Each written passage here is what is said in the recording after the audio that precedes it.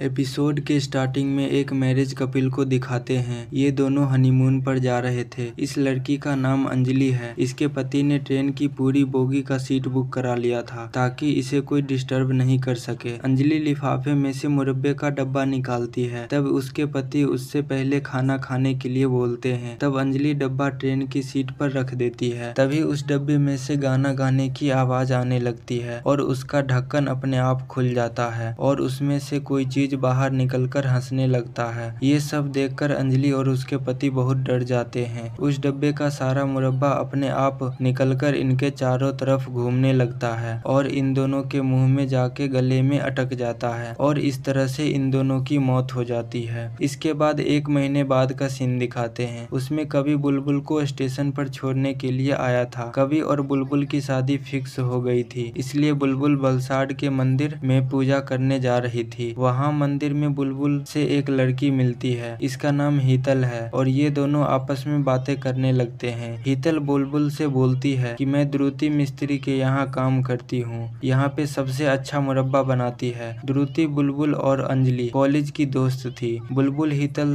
को द्रुति से मिलवाने के लिए बोलती है। तब हमें द्रुति का सीन दिखाते हैं। वो अपने घर पे गाना गाते हुए मुरब्बा बना रही थी। तब वहाँ पे बुलबुल भी आ जाती है। बुलबुल द्रुति से मिलके बहुत खुश होती है। बुलबुल और द्रुति 10 साल बाद मिले थे। बुलबुल द्रुति के शादी का फोटो देखकर उसके बारे में बात करने लगती है। तब द्रुति भी अपने शादी के बारे में सोचने लगती है। उसकी शादी मैरिज ऑफिस में विक्रम के साथ हुई थी। तब बुलबुल द्रुति से विक्रम के बारे में पूछती है। तब द्रुति बोलती है कि वो अब इस दुनिया में नहीं रहे। 9 साल पहले हमारी फर्स्ट एनिवर्सरी के दिन ही उसकी मौत हो गई। ये सुनकर बुलबुल थोड़ी सैड हो जाती है। तब द्रुति उसके बारे में पूछती है। तब बुलबुल बताती है कि उसकी भी एंगेजमेंट कवि के साथ हो गई है। बुलबुल द्रुति से अंजलि के बारे में पूछती है। तब द्रुति बताती है कि उसकी भी शादी हो गई है। इसके बाद आगे की सीन में एक कपल्स को दिखाते हैं। ये दोनों अपना 30वां एनिवर्सरी मना रहे थे। इनके पास बहुत सारा गिफ्ट भी आया हुआ था। ये गिफ्ट को एक जगह रखकर आपस में बातें करने लगते हैं। दूसरी तरफ हमें द्रुति का सीन दिखाते हैं। वो अपने घर पे बैठकर गाना गा रही थी। वही गाना इन दोनों के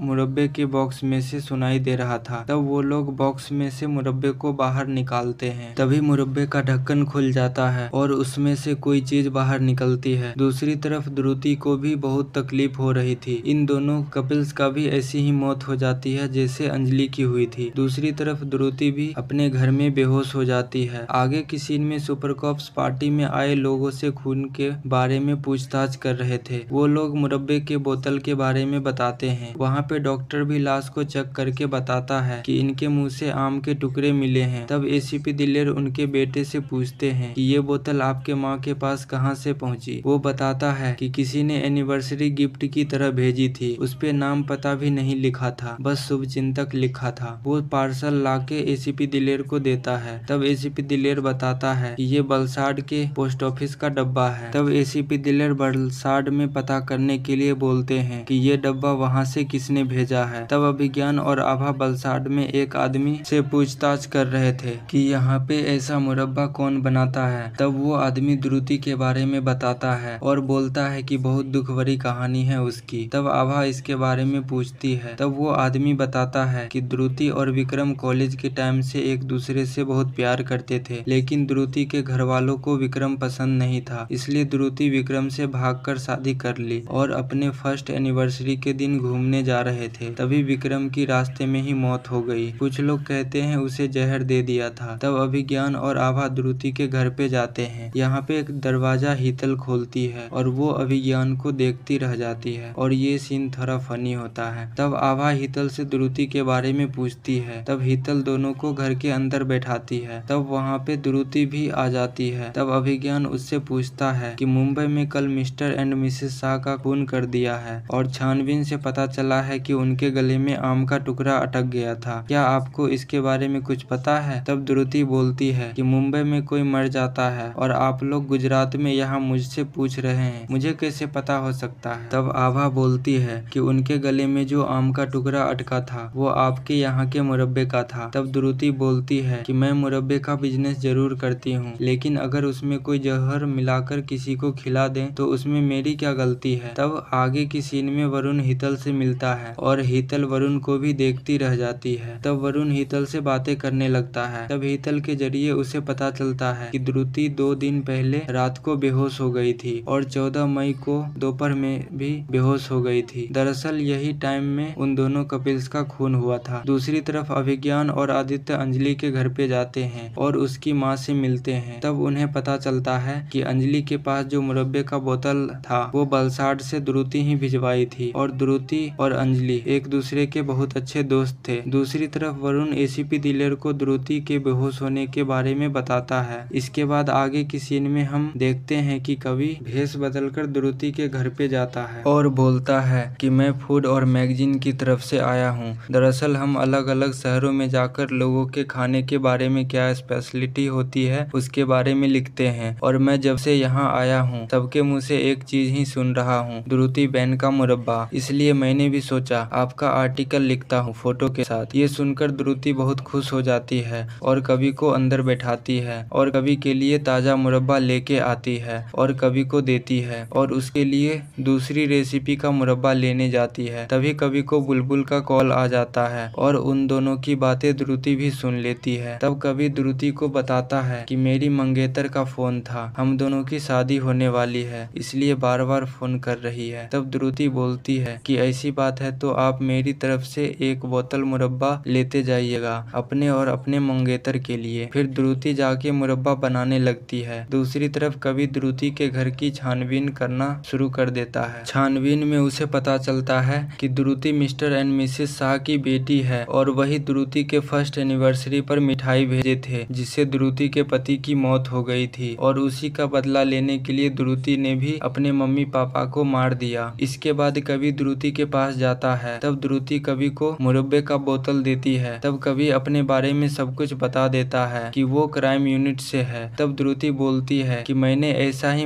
एक बोतल मुरब्बा बुलबुल को भी दिया है। द्रुति टेबल पे रखे चाकू उठाकर कवि पर वार करती है। तब कवि उससे पूछता है कि तुम क्यों कर रही हो ये सब। तब द्रुति बोलती है कि जिन लोगों ने मेरी खुशियाँ छीनी है उसे मैं चैन से जीने कैसे दे सकती हूँ। मेरे अपने माँ बाप ने मुझे और मेरे पति को जहर देकर मारने की कोशिश की। 20 साल की उम्र में मैंने अपने सबसे प्यारी चीज खो दी। अब मैं ये तकलीफ सबको दूंगी तभी मेरी तकलीफ कम होगी और अब वहाँ बुलबुल मरेगी और यहाँ पे तुम। दूसरी तरफ बुलबुल के पास जो बोतल था उसमें से भी गाने की आवाज आने लगी थी और उसका भी ढक्कन अपने आप खुल गया था। दूसरी तरफ द्रुति कवि को चाकू मारने जाती है। तभी खिड़की में से वरुण उसका हाथ पकड़ लेता है और उससे चाकू भी छीन लेता है और कवि के पास जाता है। यहाँ पे द्रुति को भी तकलीफ होना शुरू हो जाती है। कवि बुलबुल को कॉल करता है लेकिन बुलबुल के चारों तरफ आम के टुकड़े घूम रहे थे। तब कवि द्रुति को गोली मार देता है। गोली लगते ही बुलबुल के पास में जो द्रुति का चेहरा था वो मर जाता है और सारा आम का टुकड़ा वापस बोतल में चला जाता है। तब कवि बुलबुल को कॉल करके अगला स्टेशन पे उतरने के लिए बोलता है। इसके बाद कवि एसीपी दिलेर को कॉल करके सब बता देता है और ये एपिसोड यहीं पे एंड हो जाती है। ये एपिसोड कैसा लगा दोस्तों ये हमें कमेंट में जरूर बताएं और हमारे इस वीडियो को एक लाइक कर दें और आगे का एपिसोड देखने के लिए आप लोग हमारे चैनल को सब्सक्राइब कर लीजिए। मिलते हैं अगले वीडियो में। Thanks for watching.